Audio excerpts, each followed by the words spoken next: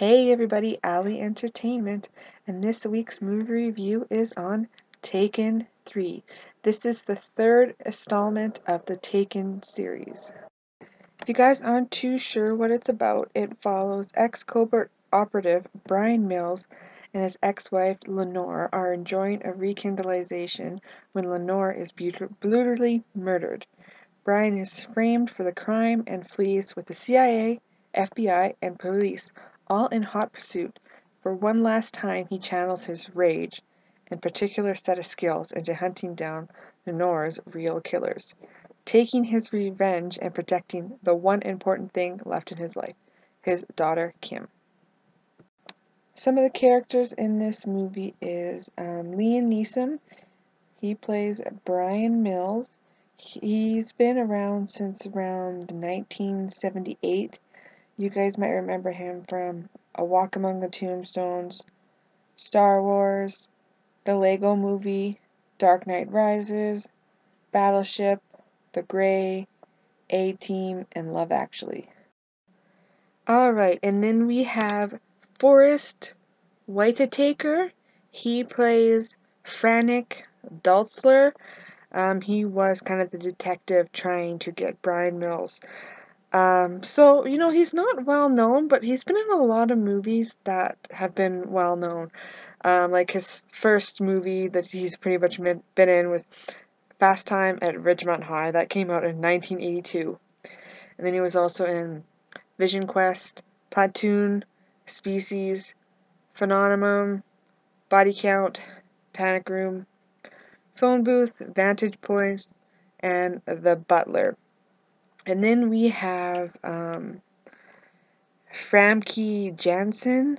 She plays Lenore St. John, so she is Brian Mills' ex-wife that ends up getting shot in the movie. You guys might not recognize her name, but if I say that she played Jean Grey in X-Men, you would know who she is. So she was also in GoldenEye, Snitch, House on Haunted Hill. She played transgender in Nip and Tuck, Wolverine, and she's on the TV series Hemlock Grove. And then we have Maggie Grace, who plays Kim Mills. So she is Brian Mills' daughter. She hasn't been in a whole lot, but some of the movies you might see her in, The Fog, and then she was in The Twilight Breaking Dawn Part 1 and 2, and she was also in the TV show Lost, which I'm guessing a lot of you have probably seen her in Lost. Alright, so the budget for this movie was $48 million. Opening weekend, they almost made their budget back at $39 million, and so far they made about $47 million. So they haven't quite made their complete budget yet, but I have a feeling they will in the next few weeks, and not to mention, of course, when it comes out on video, people are going to buy it or rent it, so they'll definitely make their budget back. So there are a lot of mixed reviews on this movie. A lot of people have been finding that it's very action-packed and it's a thrilling movie. It's an edge-of-your-seat type of movie.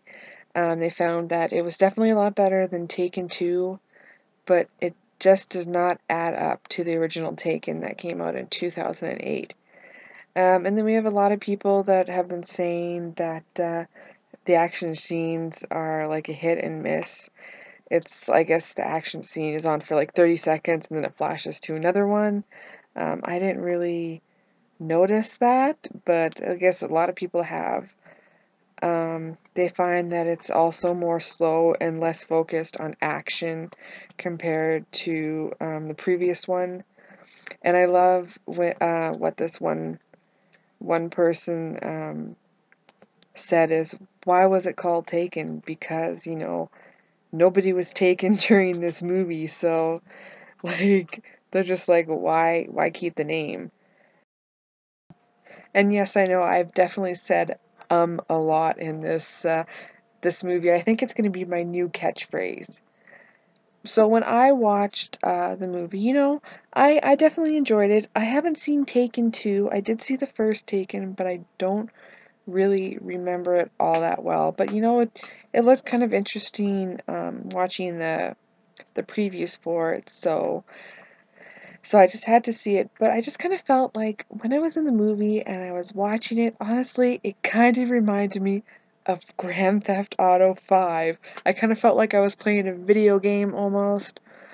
Like I kind of saw areas of what looked familiar in the movie to the game, and it's kind of funny because it's kind of like I felt like I was hired to do a mission to kill this guy, and some of the missions in Grand Theft Auto, you know, you have to go to one house and collect something there, or take a hostage, or kill somebody, and then you have to go on another little adventure to a different area. That's kind of what it felt to me. So it kind of almost felt like instead of being called Taken 3, it should have been called Grand Theft Auto. I thought that that would have been pretty good name for it. I don't know necessarily if I would call it like an action-packed and thrilling movie. I didn't really find that. I didn't really find that I was on the edge of my seat. But I did enjoy it. I love the actors in it. Liam Neeson is a classic actor. And I would, you know, for my 5 finger discount, why did I say discount? For my 5 fingers, I'd probably maybe give it a 3 out of 5. So I hope you guys liked my little rant and review there. Don't forget to like and subscribe down below.